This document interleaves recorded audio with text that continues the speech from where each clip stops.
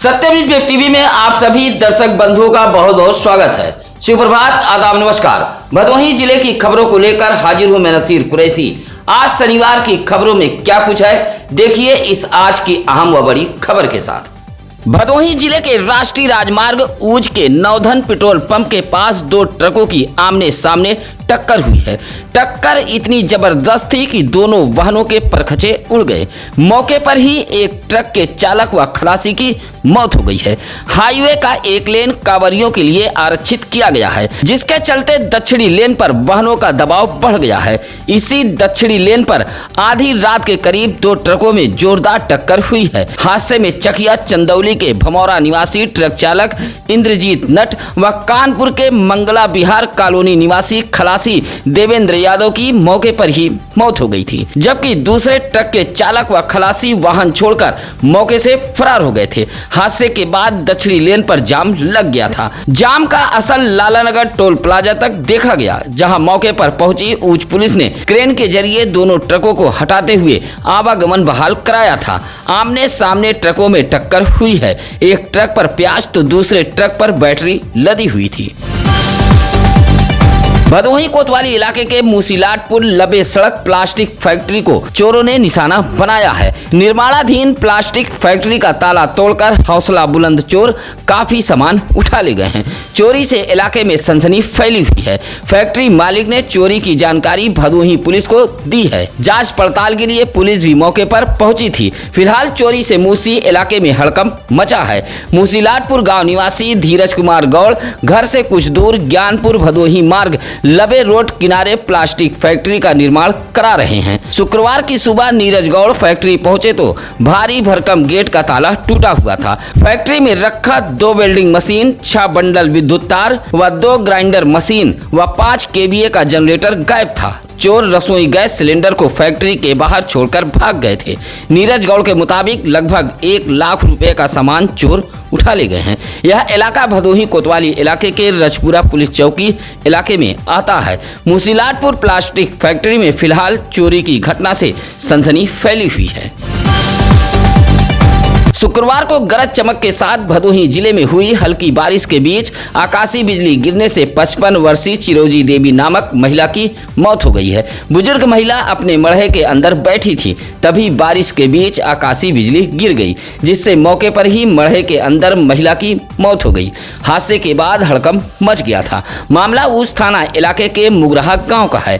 बुजुर्ग महिला बेहद गरीब परिवार की है। इलाके के लोगों ने आवासीय सुविधा के साथ साथ मुआवजा दिए जाने की जिला प्रशासन से मांग की है। ऊंच के मुगराहा निवासी सरजू प्रसाद बिंद की 55 वर्षीय पत्नी चिरौजी देवी अपने मड़हे में बैठी थी, तभी अचानक गरज चमक के साथ बारिश के बीच मड़हे पर आकाशीय बिजली गिर गई। आकाशीय बिजली गिरने से जहां मड़हा जल गया था, वहीं चिरौजी देवी की मौके पर ही मौत हो गई थी। हालांकि परिजन CSC डीग लेकर पहुंचे थे, जहां डॉक्टरों ने भी मृत घोषित कर दिया था। पुलिस ने शव को कब्जे में लेकर पोस्टमार्टम हेतु भेज दिया है।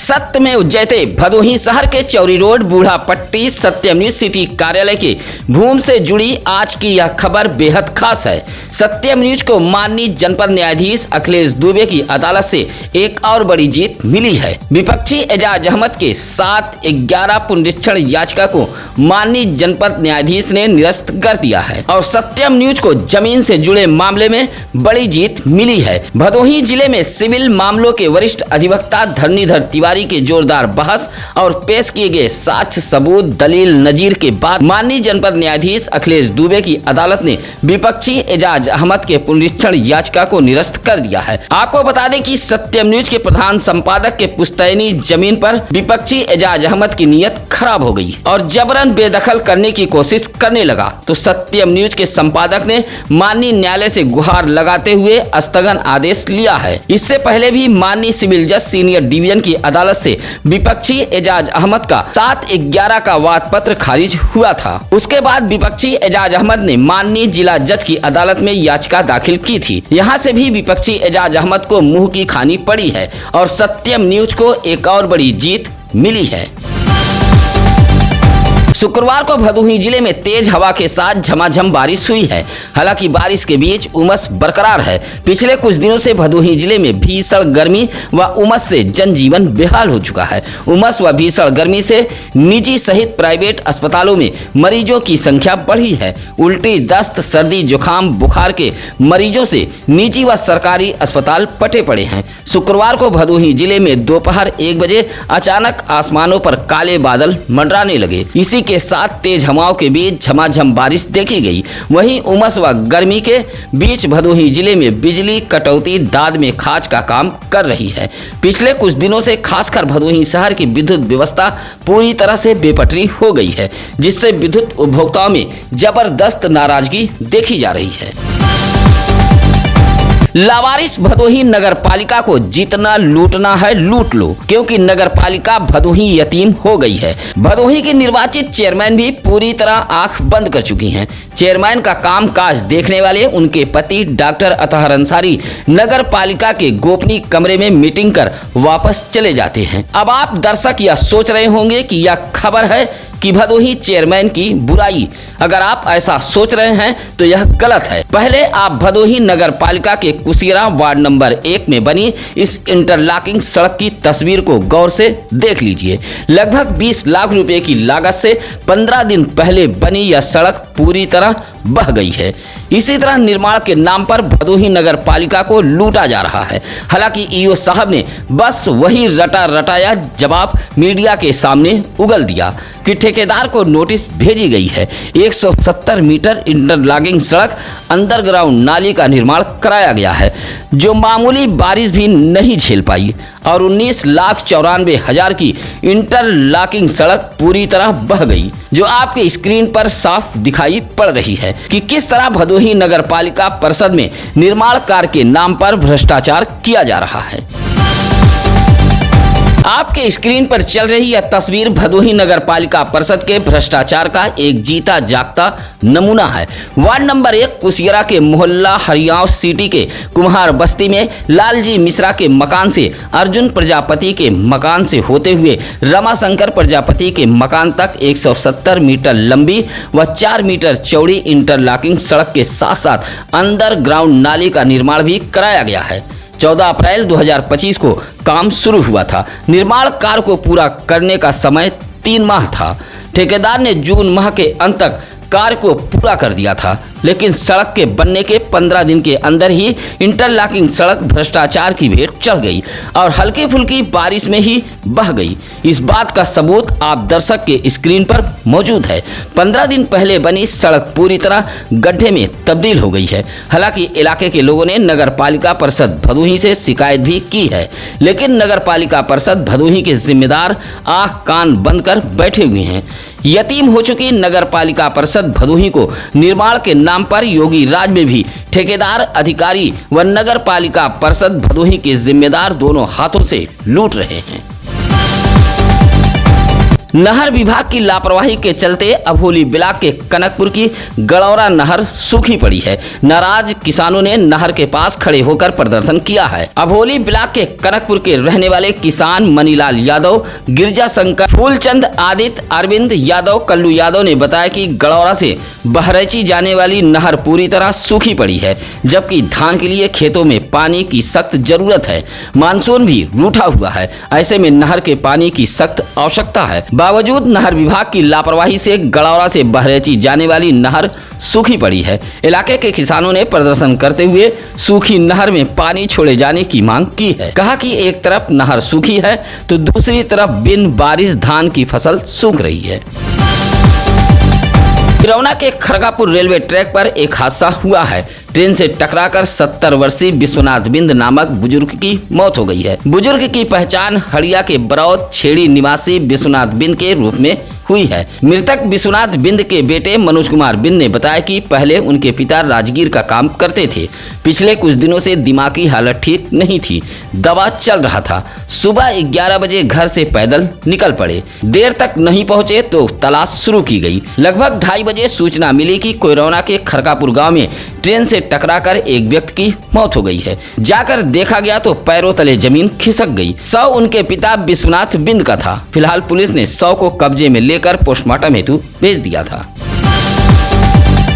औराई के आशापुर पेट्रोल पंप के पास उस वक्त हड़कंप मच गया जब एक तेज रफ्तार कार बेकाबू होकर सड़क किनारे गड्ढे में जा पलटी। हादसा होते ही मौके पर काफी भीड़ जमा हो गई थी। हादसा भदोही औराई मार्ग के आशापुर पेट्रोल पंप के पास हुआ है। बताया जाता है कि भदोही आलमपुर के रहने वाले दो युवक उगापुर गए हुए थे। एक युवक कार चला रहा था जबकि दूसरा युवक कार में बैठा हुआ था। उगापुर से भदोही लौटते समय आशापुर पेट्रोल पंप के पास कार अचानक बेकाबू हो गई। तेज रफ्तार बेकाबू कार सड़क किनारे गड्ढे में पलट गई। हादसे में दोनों युवक बाल बाल बच गए हैं। शुक्रवार की दोपहर 1 बजे भदोही जिले में तेज हवाओं के साथ हुई बारिश के बीच भारी नुकसान हुआ है।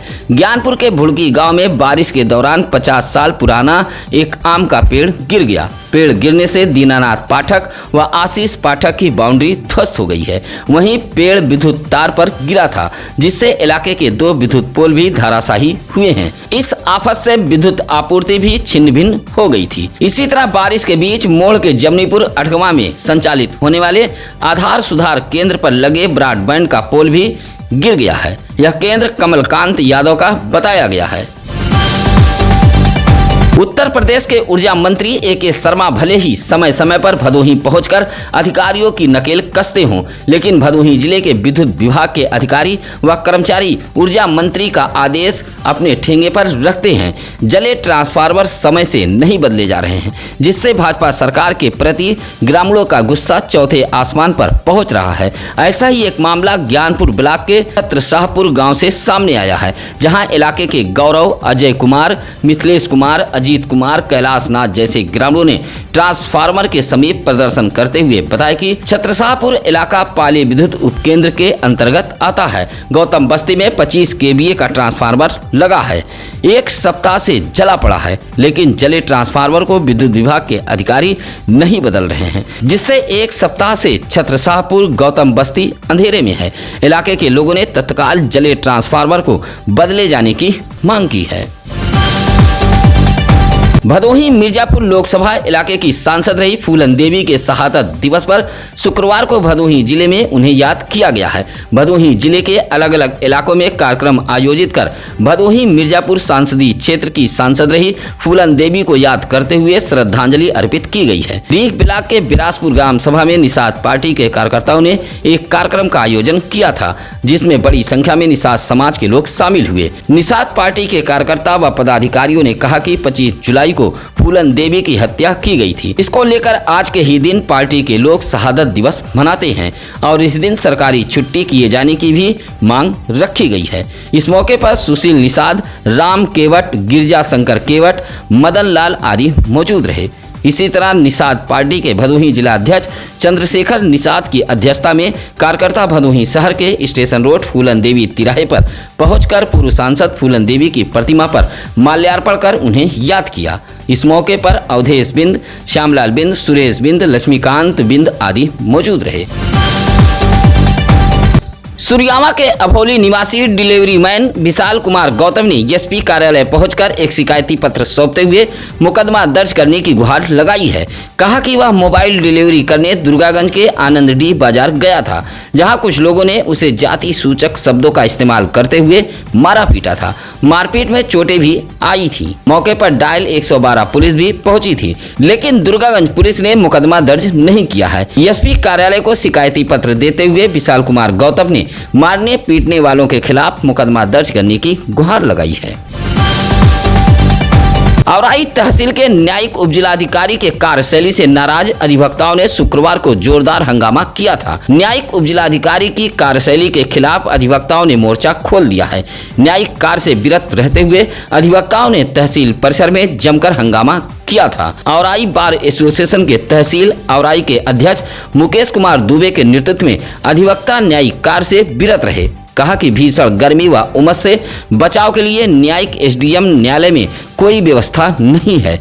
बुजुर्ग अधिवक्ता भीषण गर्मी व उमस से अचेत खाकर गिर जाते हैं। वादकारी अपने अधिवक्ताओं को बुलाने जाते हैं तो उनके मुकदमे को खारिज कर दिया जाता है, सहित तमाम आरोप लगाते हुए अधिवक्ताओं ने शुक्रवार को न्यायिक कार्य से विरत रहते हुए जमकर हंगामा किया था।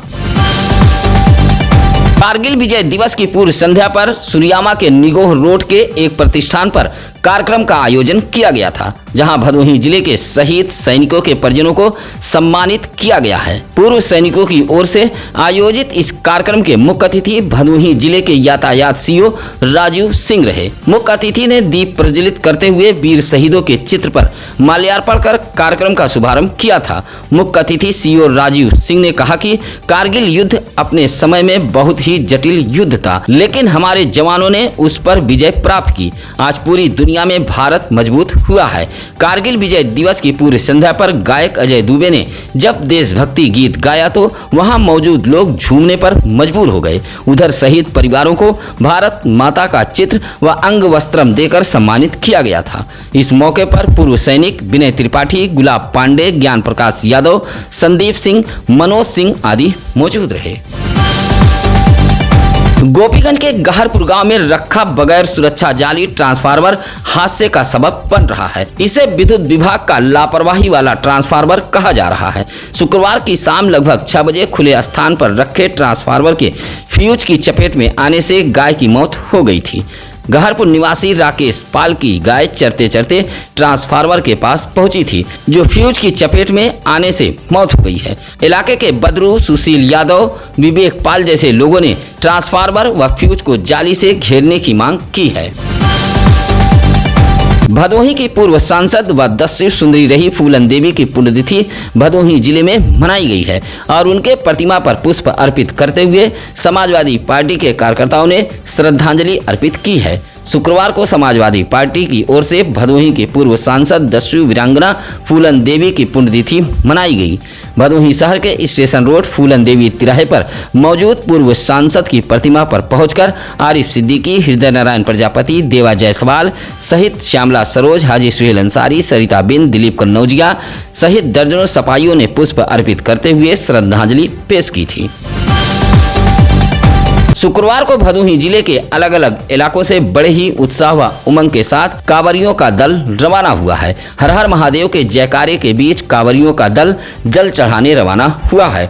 घुसिया के मेन मार्केट व सर्राफा बाजार से 20 कांवरियों का जत्था डीजे के धुन पर रवाना हुआ है। कांवरियों का यह जत्था पहले सुल्तानगंज पहुंचेगा, जहां जल लेकर सभी कांवरियां देवघर जाएंगे। इसी तरह सुरियामा के बनकट से भी 2 दर्जन के करीब कांवरियों का जत्था प्रयागराज के लिए रवाना हुआ है, जहां जल लेकर कांवरियों का यह जत्था सोमवार को बनकट में ही मौजूद स्वयंभू बाबा बड़ेश्वरनाथ मंदिर पर पहुंचकर जलाभिषेक करेगा।